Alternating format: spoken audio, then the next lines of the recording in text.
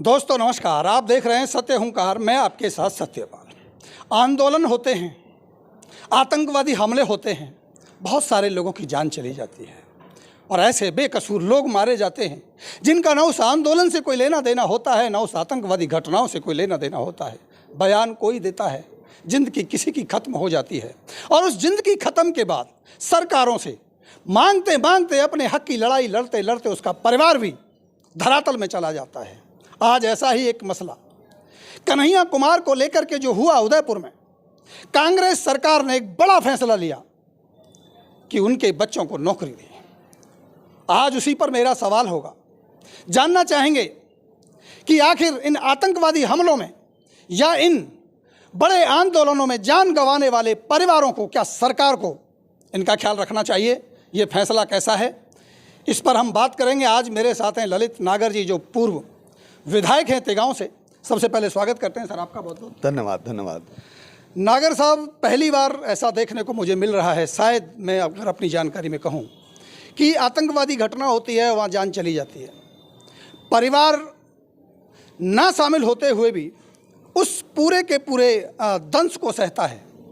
मांग करते करते सरकारें उसके बारे में नहीं सोचती। लेकिन अभी जो उदयपुर की घटना हुई, राजस्थान में कांग्रेस की सरकार है, अभी जो खबर है, आज की खबर है कि उनके बच्चों को नौकरी देने का काम ये कैसे देखेंगे? ये सच है कि हमारी कांग्रेस की गहलोत सरकार ने उदयपुर में जो पिछले दिनों आतंकी घटना के अंदर कन्हैया लाल जी का हत्या हुई थी, उनकी आर्थिक व्यवस्था को देखते हुए, उनके परिवार को भरण पोषण को देखते हुए आज कांग्रेस पार्टी की राजस्थान सरकार ने फैसला लिया है कि उनके दोनों पुत्रों को सरकार में नौकरी दी जाएगी। राजस्व एक मंत्रिमंडल की मीटिंग हुई और उसके अंदर ये फैसला लिया गया कि दोनों पुत्रों को कांग्रेस पार्टी नौकरी देने का काम करेगी।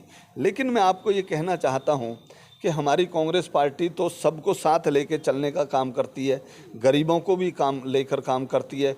इससे पहले भी कई ऐसे उदाहरण हैं जहाँ पर कांग्रेस सरकार थी और वहाँ कोई ऐसी अलोकप्रिय घटना हो गई, दर्दनाक दर्द विदारक घटना हो गई, तो उस परिवार की मदद की है। हमेशा राहुल गांधी जी ने, प्रियंका गांधी जी ने, सोनिया गांधी जी ने, कांग्रेस पार्टी ने, चाहे नौकरी देने की बात करी हो या आर्थिक देने की बात करी हो, हमारी पार्टी ने दिया है।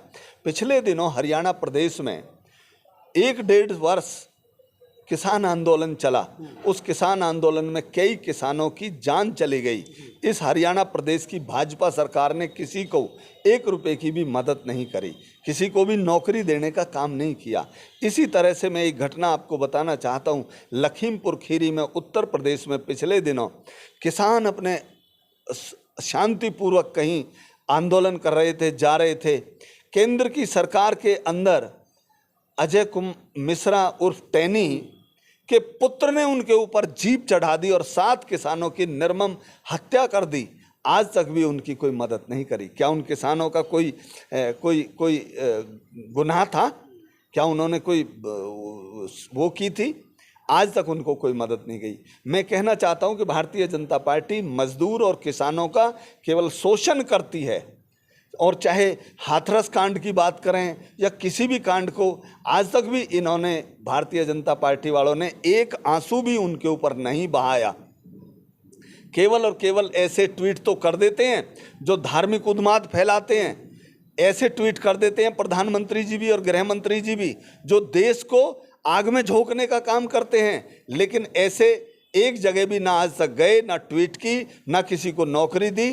तो मैं ये कहना चाहता हूँ, आपको बताना चाहता हूँ कि भारतीय जनता पार्टी और कांग्रेस की सरकार में ये फर्क है। तो क्या आप ये मानते हैं कि जितने भी धार्मिक संगठन होते हैं, जब किसी के साथ घटना घटती है, उसके आंदोलन चलते हैं, उसकी मांग उठती है, उसके बदले की भावना से लोग बात करते हैं, तो क्या सच्ची श्रद्धांजलि यही होगी कि उनके परिवारों को, उनके बच्चों को नौकरी देने की? सच बात यह है कि जो परिवार बेआई, बिना गुनाह के अगर कोई उनमें मृत्यु हुई है, मारा गया है, तो उसकी उस तरह की मदद करनी चाहिए जो परिवार को रिक्वायरमेंट है। सच्ची श्रद्धांजलि यही होगी। क्या आप ये कहेंगे कि और भी जो राजनीतिक पार्टियां हैं और प्रदेशों में भी हैं, वो इस पहल को आगे बढ़ाएं? बिल्कुल बढ़ाना चाहिए। ये थे मेरे साथ ललित नागर जी। उनका कहना है राजनीति अपनी जगह है, राजनीति अलग हो सकती है। बहुत सारे धार्मिक संगठन, बहुत सारे संगठन आंदोलन करते हैं, इसका बदला लेंगे। और विशेषकर जो घटनाएं घटती हैं, आतंकवादी घटनाएं घटती हैं, जिसमें बेकसूर होता उसकी जान चली जाती है, उनको और सरकारें भी अगर इसी तरह के फैसले लेते रहें, उनके बच्चों को, उनके परिवारों को नौकरी दे करके आजीवन